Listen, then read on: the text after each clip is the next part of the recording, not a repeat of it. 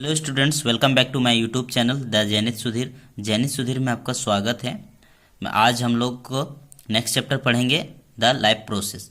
Life process basically होता क्या है? The basic functions perform by living organism to maintain their life on this earth are called life process. Life process क्या होता है कि ऐसा फंक्शन, ऐसा बेसिक जो भी फंक्शंस होते हैं, जितने भी मेटाबॉलिज्म होंगे, जितने भी एक्टिविटीज़ होंगे, जो भी एक्टिविटीज़ हम लोग का होता है, जैसे कि मान लीजिए ट्रांसपोर्ट हो गया, न्यूट्रिशन हो गया, रिस्पिरेशन हो गया, एक्सक्रीशन हो गया, कंट्रोल एंड कोऑर्डिनेशन हो गया, मूवमेंट, रिप्रोडक्शन, ये सारे के सारे इतने इंपॉर्टेंट हैं कि इनके बिना क्या होता है कि हम लोग का लाइफ या फिर किसी भी लिविंग ऑर्गेनिज्म का लाइफ इस पृथ्वी में सस्टेन कर पाना मुश्किल हो जाता है। इसलिए क्या होता है कि ऐसे ऐसे फंक्शन, जितने भी फंक्शन, जैसे कि यहाँ पे जितने फंक्शन हैं, जैसे न्यूट्रिशन, न्यूट्रिशन में क्या होता है कि इनटेक ऑफ फूड, मतलब कि एक लिविंग ऑर्गेनिज्म कैसे खाना खा रहा है, क्या उसका मोड ऑफ न्यूट्रिशन है, कि जैसे कि मान लीजिए ऑटोट्रोपिक मोड ऑफ न्यूट्रिशन, कि हेट्रोट्रोपिक है, कि पैरासाइटिक है, कि सेप्रोफाइटिक है। तो मोड ऑफ न्यूट्रिशन बहुत इंपॉर्टेंट रखता है, क्योंकि मान लीजिए अगर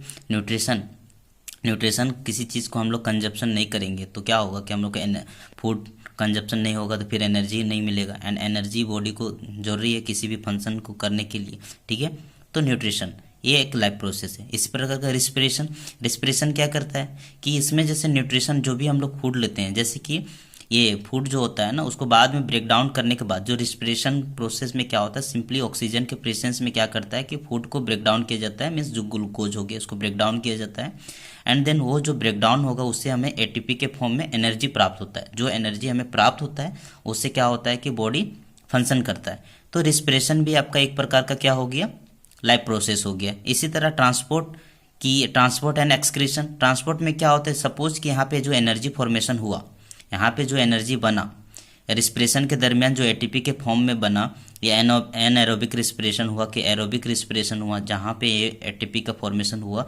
मान लीजिए एरोबिक रिस्पिरेशन हो रहा था 38 एटीपी बन रहा था, और एनएरोबिक हो रहा था तो आपका कितना एटीपी बन रहा था, 2 एटीपी बन रहेगा। तो ये जो एटीपी बना, जो एनर्जी बना, इस एनर्जी को अगर हमको ट्रांसपोर्ट करना है, प्रत्येक सेल में इसको एनर्जी को ट्रांसपोर्ट करना होगा।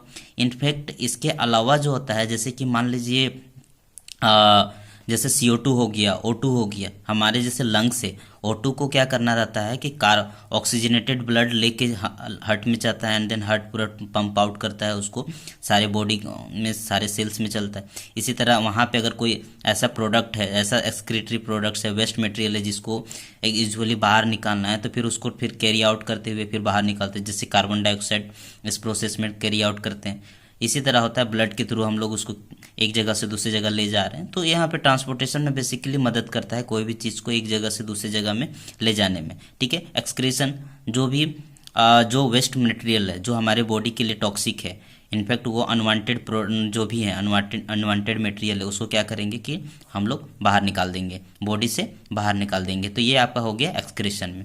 कंट्रोल एंड कोऑर्डिनेशन, हम लोग भी कोई भी इन्वायरमेंट में जो भी रिस्पॉन्स होता है, जो भी स्टिमुली होता है, उसको क्या कहते हैं कि मान लीजिए इन्वायरमेंट में कोई स्टिमुलस क्रिएट होता है, तो उसके रिस्पॉन्स में हम लोग अति करते हैं, रिस्पॉन्स देते हैं। सपोज कि आप देखे होंगे टच मी नॉट प्लांट देखे होंगे, तो टच मी नॉट प्लांट में क्या होता है कि हम लोग जब उसको टच करते हैं तो देखना वो रिस्पॉन्स में क्या करता है, वो अपने आप को मोड़ लेता है, उसके जो लिप्स होते हैं वो मुड़ जाते हैं। तो ये यहाँ पे एक रिस्पॉन्स हो रहा है, और हम लोग का जो हम लोग उसको टच किए वो एक प्रकार का क्या हो गया, स्टिमुलस हो गया। इसी तरह इन्वायरमेंट में बहुत सारे ऐसे स्टिमुलस होगा जिसके रिस्पॉन्स में हम लोग लिविंग ऑर्गेनिज, जितने भी लिविंग ऑर्गेनिज होते हैं उसके रिस्पॉन्स में रिस्पॉन्स करते हैं। तो इसको रिस्पॉन्स करने के लिए कंट्रोल एंड कोऑर्डिनेशन जो है जरूरी है, क्योंकि अगर इस कंट्रोल और कोऑर्डिनेशन होता है ना कि ब्रेन से कंट्रोल हो रहा है, ब्रेन, स्पाइनल कोड, ये सब सारे आगे चल के पढ़ेंगे तो पता चलेगा।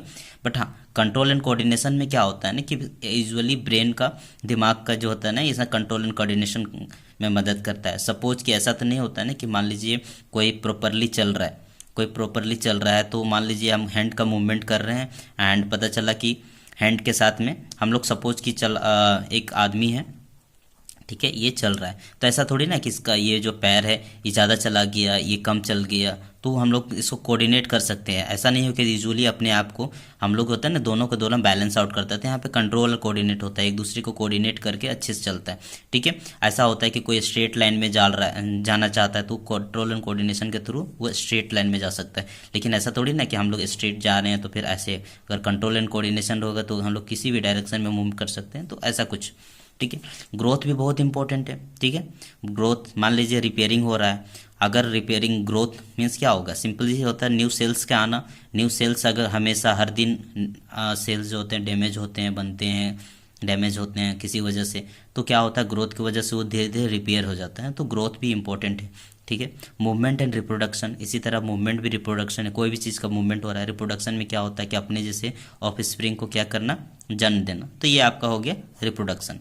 तो ये आज के चैप्टर में हम लोग क्या बेसिकली लाइफ प्रोसेस के थोड़ा सा डेफिनेशन के बारे में जाने कि ऐसा फंक्शन जो बेसिकली लाइफ को मेंटेन करने के लिए, ऐसा पर्टिकुलर कोई फंक्शन जो लिविंग ऑर्गेनिज्म के द्वारा परफॉर्म किया जाता है ताकि वो क्या कर सके, लाइफ को मेंटेन कर सके। कहाँ पे, अर्थ पे। तो उसको हम लोग बोलेंगे लाइफ प्रोसेस। लाइफ प्रोसेस में हम लोग देखेंगे मेनली क्या क्या पढ़ेंगे, nutrition, respiration, transport, excretion, control and coordination, growth, movement and reproduction. तो ये सारे हम लोग पढ़ेंगे। ठीक है,